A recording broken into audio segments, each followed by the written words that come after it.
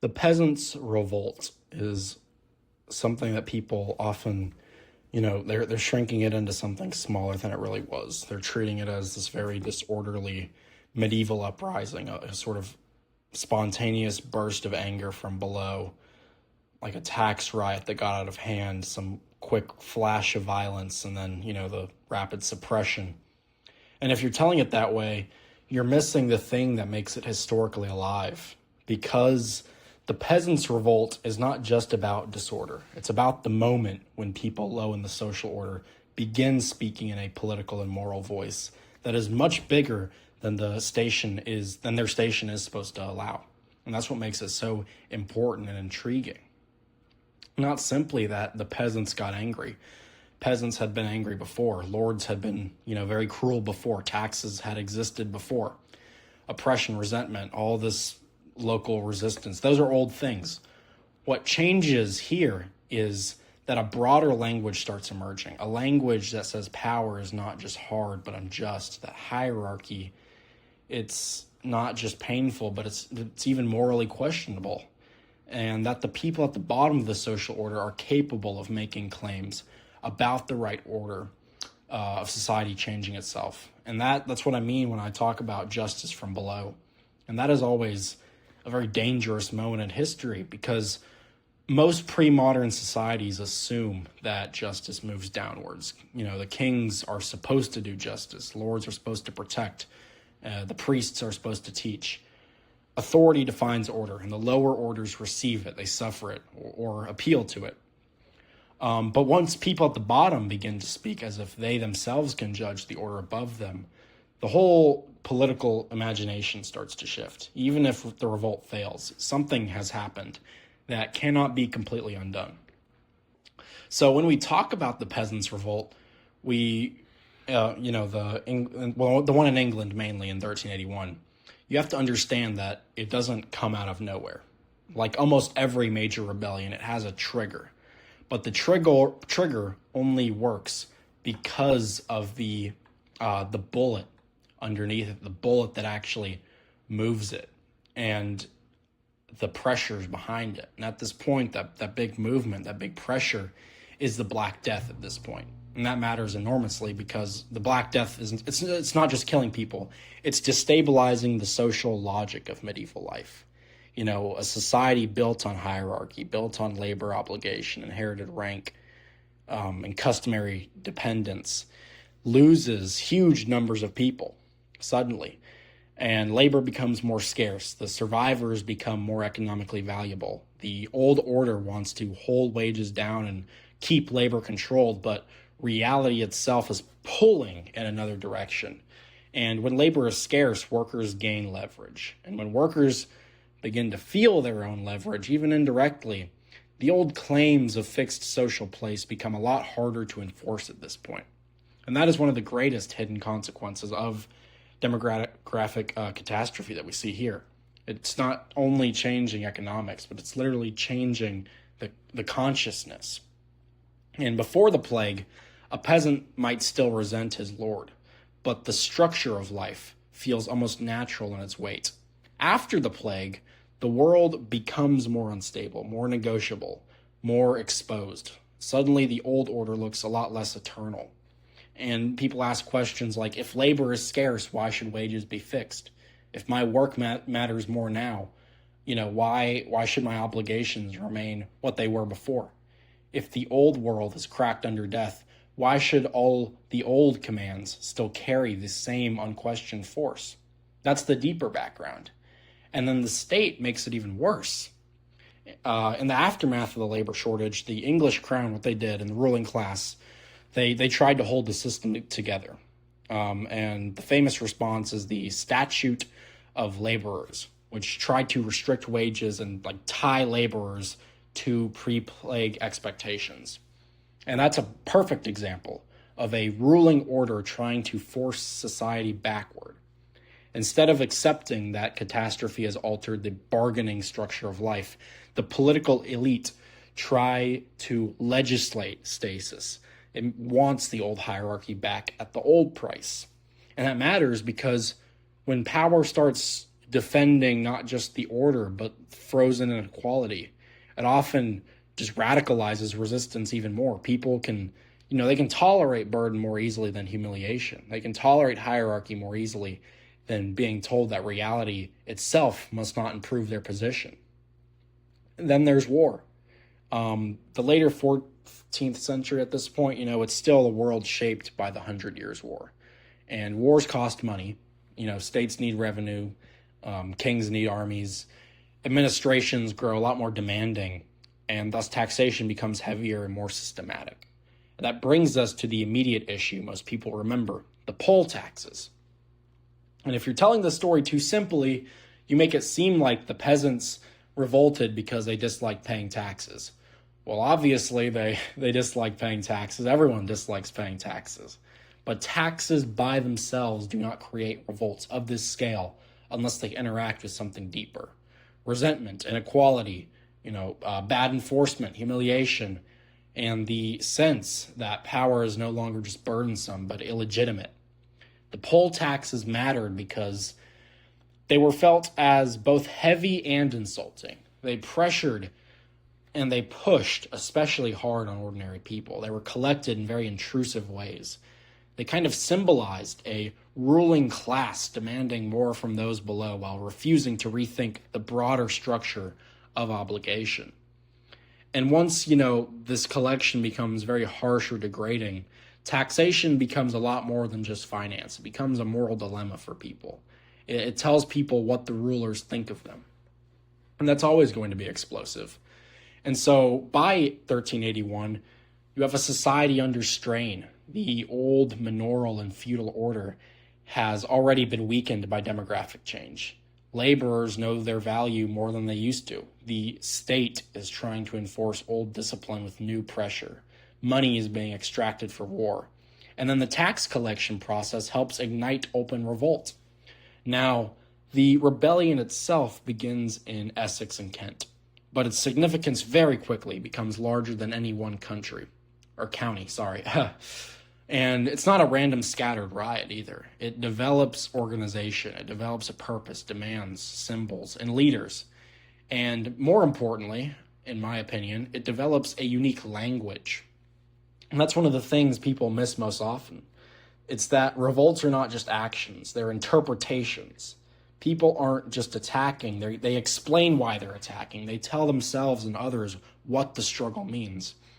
And in 1381, the language is astonishingly revealing. The rebels are speaking about freedom. They're speaking against serfdom, against unjust lords and these corrupt officials. They're targeting legal and administrative records. They're burning documents. They're attacking symbols of worship and governance. They don't just want a lower bill. They want literal release. And that's very important to recognize, because once people start burning records, they're doing a lot more than just venting, right? Their records are how domination remembers itself. Records preserve dues, services, obligations, ownership, dependency, legal status. And to destroy them, especially at this point in history, is to strike at the written memory of subordination. It is almost metaphysical in a way. The rebels are not just destroying paper, they're attacking the reality structure that keeps them in place.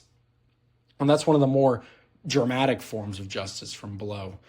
Not simply asking the powerful to behave better, but trying to erase the instruments by which power defines inferiority. And we should talk about Wat Tyler and John Ball, because both of them matter, though in very different ways. Tyler becomes the main lay leader associated with the revolt, often in its, especially in its London phase. He is the figure who embodies practical insurgent leadership. He's not just the symbolic leader. He's involved in directing action and negotiating and carrying the revolt into proximity with royal power itself. John Ball, on the other hand, he matters because he's giving the uprising some of its more memorable moral language. He is the radical preacher. He's the ideologue. And I think his most famous line is, "When Adam delved and Eve span, who was then the gentleman?" And it survived for good reason, that quote, that line.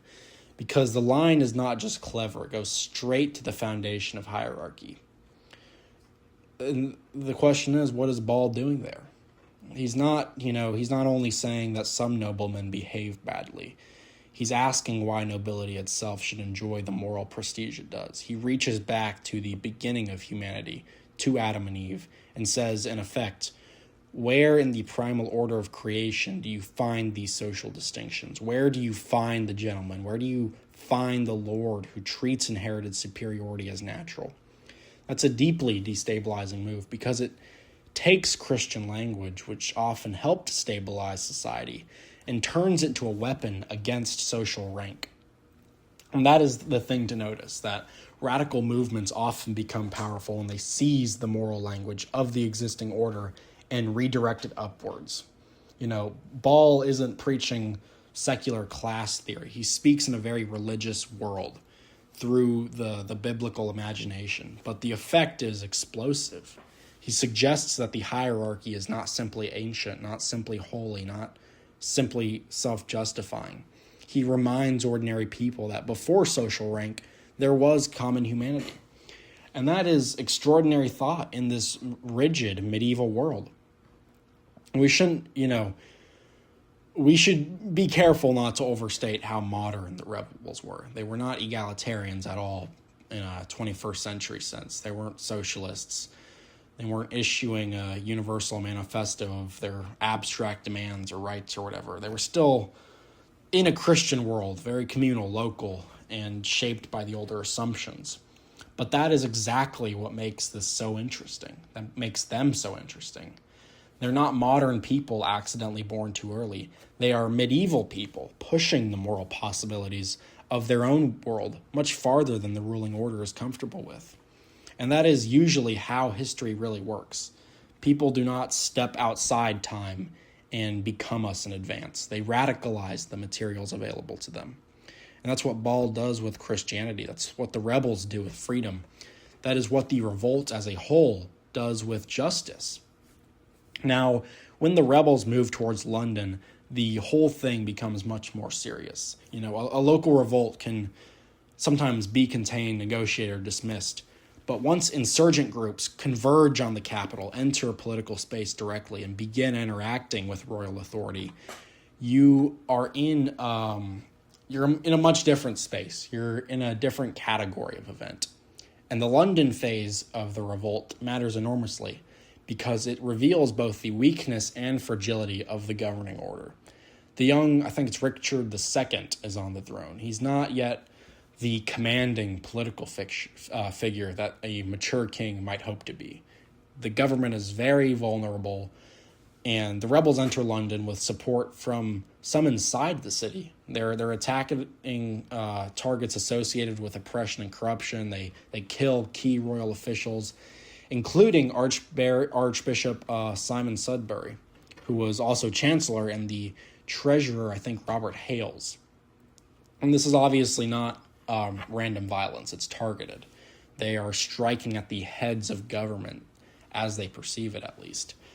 That's another major point. Peasant revolts are often, kind of imagined as this blind fury.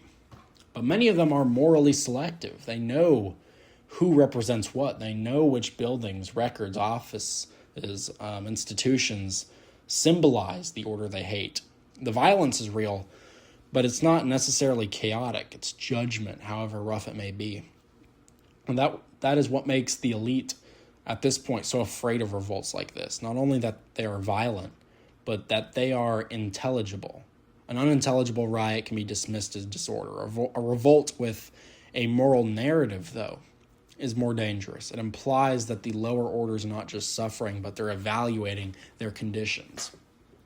Now, one of the more dramatic moments in the revolt is the meeting between the king and the rebels, especially at Mile End and then Smithfield. And this is where the political theology of the whole thing becomes visible.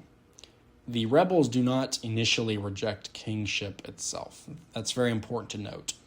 This is not a very straightforward anti-monarchy revolution. And in fact, many rebels seem to imagine the king as potentially just if he can be, separated from his counselors, his corrupt officials, and the oppressive legal machinery that exists around him. And this is a very old political instinct. People preserve loyalty to the crown while still blaming his intermediaries. They say, in effect, that the king is good, but he's surrounded by evil men. And they do that partly because monarchy at this point still has very deep legitimacy, partly because it is psychologically and politically easier to imagine corruption as local or administrative rather than this cosmic issue, and partly because appealing to the king can be itself a strategy. If the king can be claimed as the people's true judge against the oppressor class, then revolt can present itself not as treason but as purification, which is a very fascinating move. Justice from below seeks legitimacy by reaching over the heads of intermediate powers. The peasants are not just saying at first, all authority is false. They're saying authority has been corrupted and must hear us directly. And that makes their meetings with Richard II very important. The king is suddenly forced into symbolic contact with those who are not normally supposed to speak to power like this. There is almost something theatrical and sacred about it. The lower orders have forced themselves into political visibility. And at Mile End, the king appears to grant demands, including the abolition of serfdom and certain labor services. Whether he meant it or not is another matter, but the symbolic importance is very huge. Because for a moment it looks like the social order itself may bend. And then comes Smithfield. This is the scene everybody remembers for sure about the Peasant Revolt, and rightly so. When Wat Tyler meets the King's Party. And the atmosphere at this point is very tense. It's very charged, unstable. The accounts differ in details, but the outcome is pretty clear. And it's that Tyler is struck down and killed. And at that point, the revolt might have been broken instantly at that point. But Richard performs one of the most impressive acts of nerve in medieval political history. He rides forward and tells the rebels, essentially, that he himself will be their leader. And that's an incredible, remarkable moment because it is pure politics at the edge of collapse. The king seizes the symbolic center of the revolt before the rebels can fully react to the death of their leader. He does not crush them by immediate force alone. He neutralizes them by reabsorbing authority into his person. He reminds them that the crown still occupies the highest imaginable place in the political order. And that, I think, is one of the most revealing moments in the whole event. Justice from below can rise very high, but it still struggles to imagine itself as sovereign. The rebels can change lordship, legal oppression, serfdom, taxation, corrupt governance. But when the king himself intervenes with sufficient boldness, the old symbolic order still has power at that point. And that tells you something important about medieval rebellion. The radical energy does not always come with a fully developed alternative structure. Sometimes it can denounce power more clearly than it can replace it. And after that, of course, the revolt collapses. Once the immediate moment passes, repression follows, all the promises are withdrawn, charters are revoked, the leaders are hunted down. I think John Ball is captured and executed. The government reasserts control. The ruling order does not decide to accept peasant moral authority as a permanent feature of English politics. And that's the practical end of the revolt, but not necessarily the historical end, because if you look only at the suppression, you miss the point entirely. The revolt fails in the narrow political sense, but it does not it doesn't, end serfdom. It doesn't create democratic institutions. It doesn't transfer power downwards to the people, but it still leaves something behind. And that something is very conceptual. It shows that the lower orders can think politically. That should not sound too revolutionary to us, but many pre-modern societies it is. Elites often assume that ordinary people can suffer, obey, complain, maybe riot, but not interpret justice at the highest level. And the Peasants' Revolt shatters that assumption. It reveals that those below can speak in moral language about the structure of society itself. They can talk about freedom. They can talk about labor, corruption, equality before God, unjust exaction, and illegitimate domination. And that is a form of intellectual and political emergence. And here is where we get a little more philosophical. What is justice from below?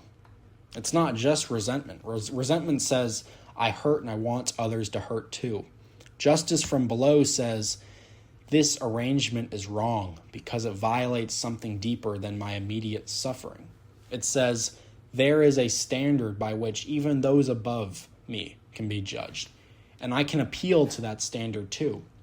That is what makes it so dangerous, because hierarchical societies survive partly by controlling the language of judgment. Kings judge, lords judge, priests interpret, lawyers define, the clerks record. The powerful, they're not just controlling resources, they control legibility, they control what counts as lawful, they control what counts as natural, ordained, traditional, and even possible. And once the people begin producing rival judgments, that monopoly starts to crack a little bit. And once it cracks, even if the revolt is crushed, the memory lingers. And some people might say, but was this really justice? Or was it just, violence draped in this moral language? And that's a fair question, because the revolt obviously has bloodshed. People are killed, houses are attacked, chaos spreads. It's obviously not morally pure, but no great historical challenge to domination comes to us in moral purity. That's one of the fantasies comfortable societies like to tell themselves, that justice should appear neatly, politely, procedurally, without rupture, without excess, without fear. And in reality, when people who have been structurally constrained suddenly act, the result is very mixed, very roughed, and morally comprised. So the important question, or the important thing to look at, is not whether the revolt was spotless or whatever. It wasn't. The important thing to ask is whether it expressed a genuine moral criticism of the existing order. And I think it clearly did. Maybe not in all of its acts, not in every participant's motives, but in its language, its targets, its symbols, and demands. It challenged the idea that inherited domination automatically carried legitimacy. It challenged the use of law as a tool of class discipline. It challenged the assumption that laborers existed to remain fixed in inferiority, even after the world itself had changed. And that is real moral content. And maybe most importantly, it insisted that suffering does not disqualify one from judgment.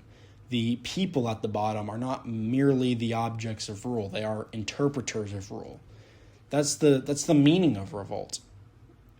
And there's another layer to this too, the relationship between labor and justice. And the rebels, they live in a world where those who work sustain society materially, but remain very low in dignity and power. And that contradiction matters. It is one of the oldest contradictions in class society. The people who produce the food, build the structures and keep the system alive are the ones least honored by it most of the time.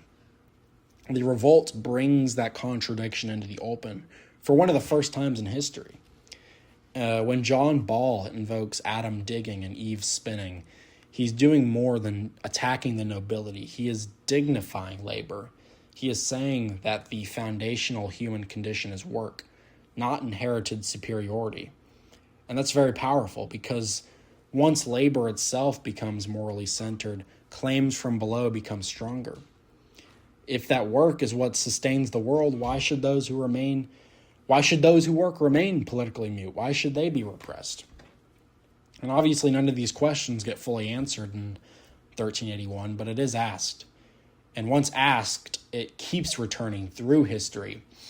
And that's one of the reasons the revolt matters beyond medieval England. It belongs to a larger history of ordinary people discovering that they can interpret society morally from their own position, not merely receive interpretations from above.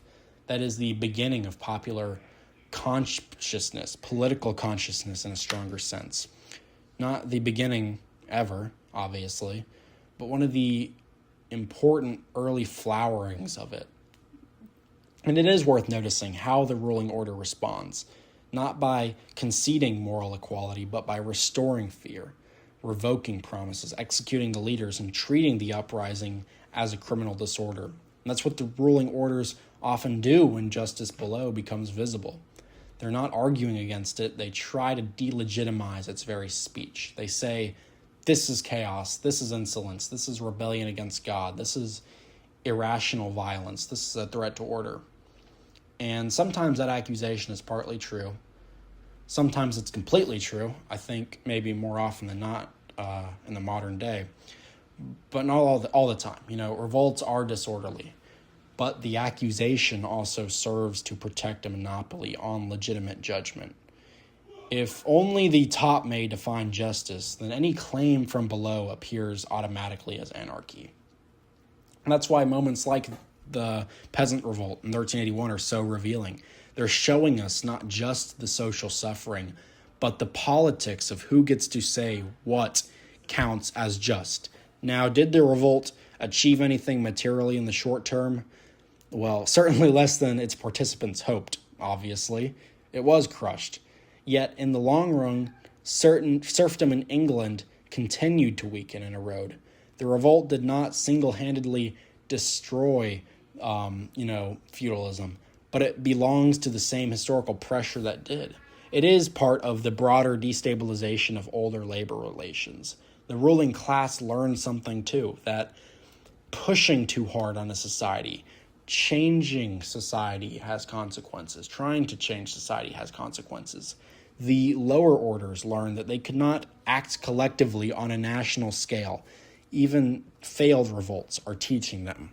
And that's why I think the best way to understand the Peasants' Revolt is not as a failed revolution in the modern sense, nor as a riot in the old dismissive sense, but as a political revelation, something that revealed that justice can be spoken from the people. It revealed that common people can move from grievance to judgment. It revealed that hierarchy is strongest when it is believed to be natural, and weakest when ordinary people begin to see it as contingent, corrupt, and morally answerable. It revealed that labor can be a basis for dignity and claim, not just extraction of wealth. It revealed that kingship itself survives partly by absorbing and neutralizing popular demands, not merely by commanding obedience from people. And perhaps most importantly, it revealed that once the lower orders begin using the language of morality against the social order itself, the old world is never quite as secure as it once seemed. So if I had to put the whole peasant revolt into one thought, it'd be this: that the peasant revolt mattered because it marks a moment when people who were supposed to bear justice silently instead began to speak as judges of the order above them. And that's one of the most dangerous and transformative things that can happen in any hierarchical society. That is the real meaning of justice from below. It's not supposed to be perfect. It's not instant liberation. It's not modern democracy being fully formed in this medieval field. It's something a lot harder and rougher, but more historically real. That's the emergence of moral speech from people the system expected to obey. And once that speech even appears, even if it is crushed, it changes the future.